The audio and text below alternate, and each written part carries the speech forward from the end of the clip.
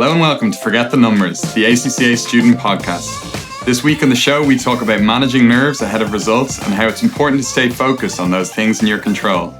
We're also looking at news stories, including the European country pushing facial recognition on its citizens and the city using skiing to help sustainability, before getting to this week's student questions. So I'm Connor and I'm joined today with Alan. Hello everybody, and speaking of nerves, we're live on Instagram for the first time. So maybe when you're listening to the podcast, we won't sound as nervous, but right now we're live, so forgive us for whatever we might say live. For whatever happens hereafter. Yeah.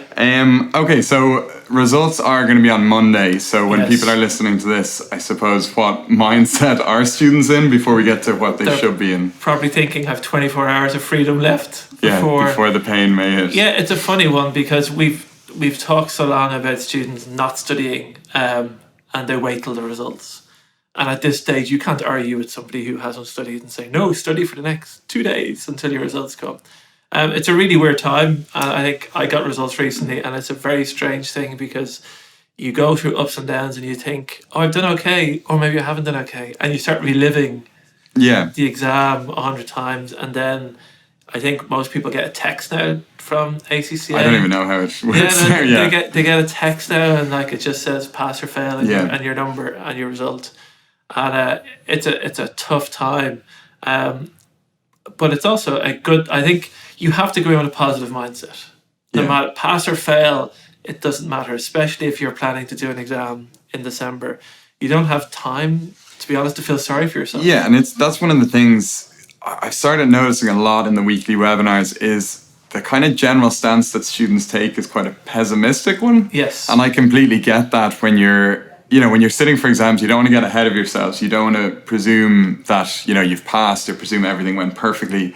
But I think you have to take probably more the realist approach that there's no point losing, weeks and weeks, presuming you failed or letting it eat you up and letting those nerves get in the way of what can actually be a lot of productive, I know that the results are very soon now, but don't let that result affect, all the productive things you can get done in the next few weeks. So even if it is a case that, the results don't go your way, you can't really wallow in that. No. You can't afford that time if you're looking to do a resit, or if you have passed, you can't afford to gloat on that too long, because we're into that kind of 6 weeks out from exam, and every day really does count, even if it is your rest day, if you know that you're studying other days around that. Yeah. I think you have to be motivated to be the most optimistic person, no matter what the result. Yeah. And if you failed an exam, you have to say, okay, I failed it, I accept it, I move on. And then I go, okay, I'm going to make sure I do not make the same mistakes again. I'm going to be motivated to prove. And sometimes it's like this battle with an examiner you've never met and it's not even thinking of it because they don't know who you are. But me personally, I'd be okay, I'm not going to let that examiner fail me the next time. Yeah. And you kind of personify a little bit the person who's failed you and how dare they fail you, and you're not going to, you go back again, you can't give up. And then if you've passed, yes, you're as equally as, like, don't get too cocky, the fact that I've passed that one, the next one will be easy. And I think the other big thing, and we always mention it on this about not comparing yourselves, but I think everyone waiting for results thinks that everyone else is perfectly happy, confident. Yes. The one thing I'd say is the nerves are completely natural. It's, there is something at stake. It's not the end of the world. But of course you do have nerves and you do want to pass. But that's natural. Everyone has that. And, it's just about not letting that consume you. And, don't let whatever happens, whether it goes either way on Monday, and we'll talk a lot next week. We've results webinars. But it's taking whatever that next proactive and productive step is. But nerves are a good thing. It's like when we do webinars, you still feel that when the webinar is kind of saying 3, 2, 1 and counting down to go. Or live podcasts. We're live podcasts on Instagram. But it is that, like, nerves are good because then it means something, and it means you're invested in it, and it means you're motivated. And there is nobody, like, it's students doing ACCA now and they fail the exam and they think it's the end of the world. Like, the career that they've got ahead of them, they've got so many ups and downs in their career, and they'll look back in 20 years' time and somebody will say, did you ever fail an exam? And they might go, yeah, but I didn't realise how minor it was as a blip or a speed bump along your kind of career path. And that's what we say the whole time is it's having this bigger picture and knowing that there are going to be these speed bumps, but that, as long as you're focused on that kind of bigger goal and you just reassess and you're continually, I think we've mentioned before, no one's gonna, or very few are gonna have that full smooth run where they have 11 sittings and get every exam at this stage. I think the biggest shame is when people stop because of it.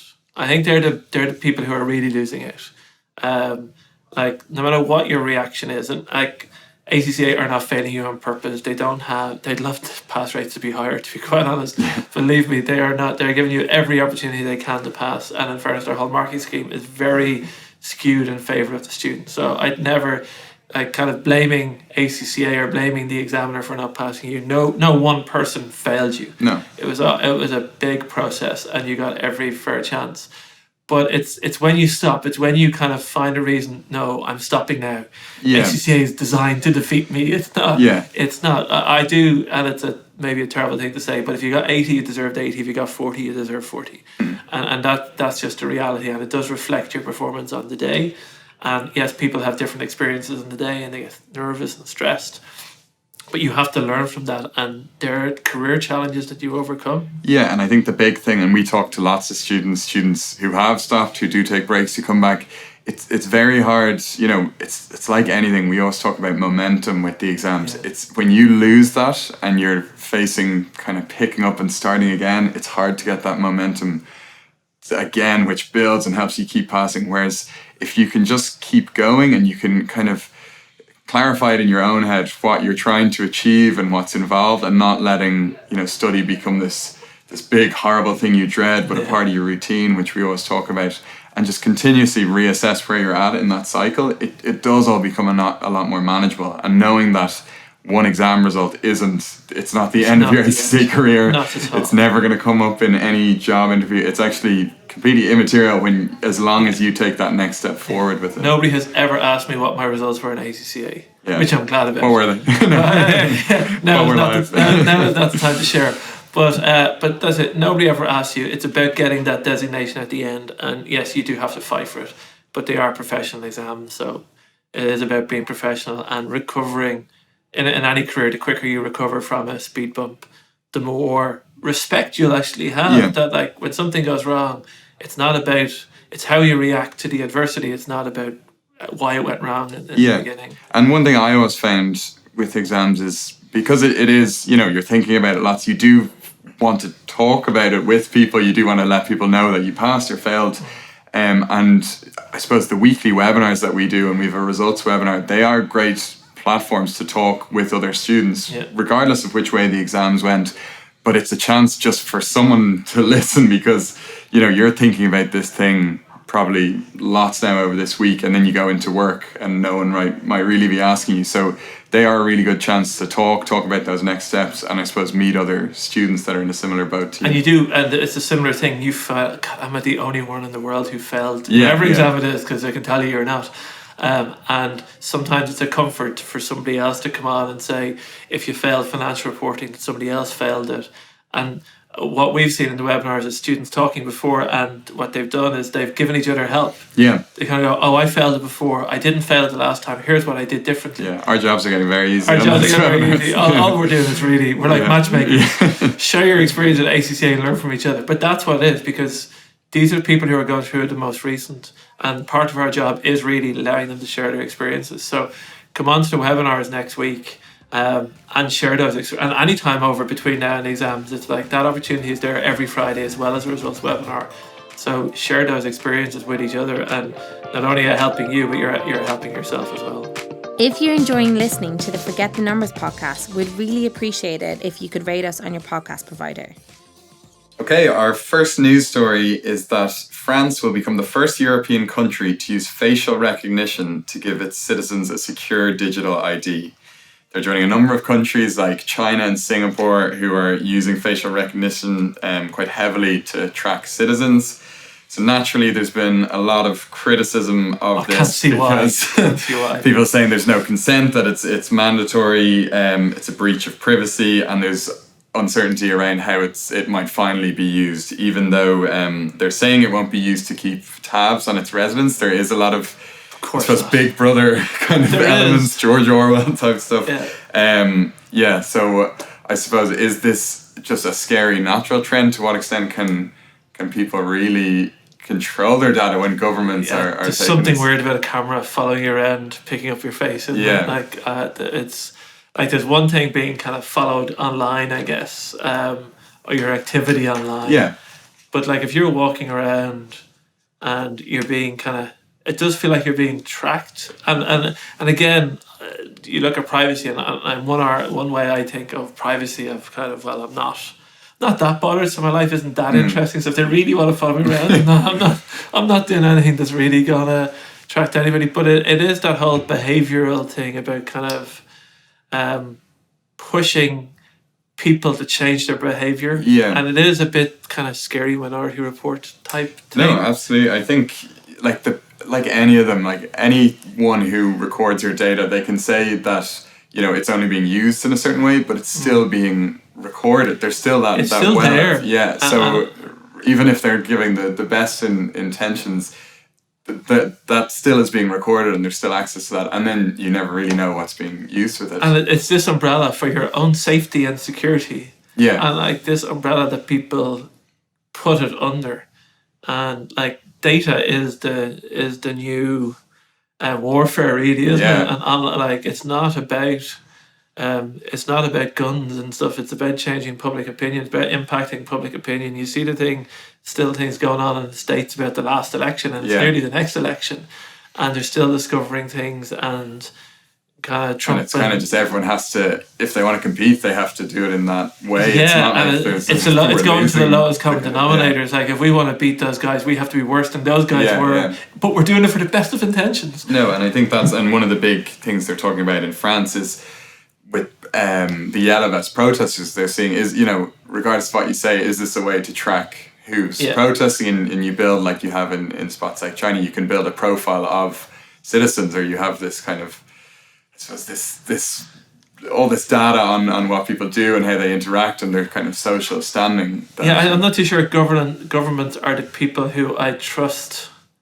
to do exactly what they say and never use it for ulterior motives, to be quite honest. I think the other worrying part of it was they said it's entirely secure, that no one would have access and would only be used in a certain way, and I think a French hacker was maybe hired, and he accessed it within 75 minutes. He broke through the government. So I don't, regardless of how. I don't think anything's safe and secure. Some minister who I'm sure is saying this is. There's unbreachable. I think I've used my two daughters' names as the password. No, I don't think anything is unbreachable. It's the kind of, I always think the hackers are way ahead of the people actually building the information, and it's like I'm not convinced. Yeah. I wouldn't like it. Just that feeling of being followed around by a camera. I think that the other worrying thing is, some people are saying they're overstepping here, but others are saying it's just the natural way things are going. I think some people are kind of resigned now that this is coming into countries, but as soon as you, I suppose, take that passive approach, you start seeing it everywhere. I know they're developing something similar in the UK. Well, there's no stopping it once it starts. Yeah. So don't let it start. We might need a new CPD course managing your facial recognition profile. Yeah, true. We'll all be wearing makeup and hats. Yeah.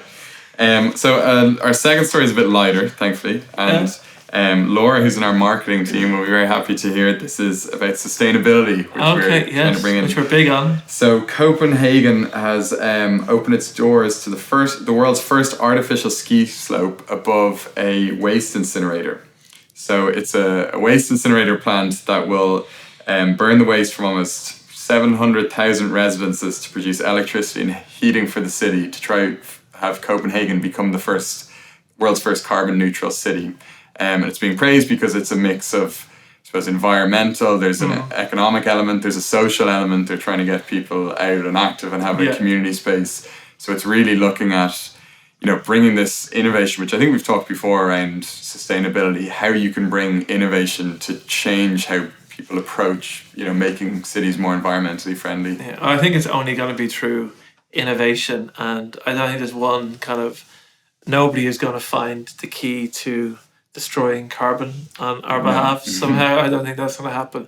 So it's only through innovation of projects like that, and they work, and that other governments taking on board, I guess, the good things that they've done.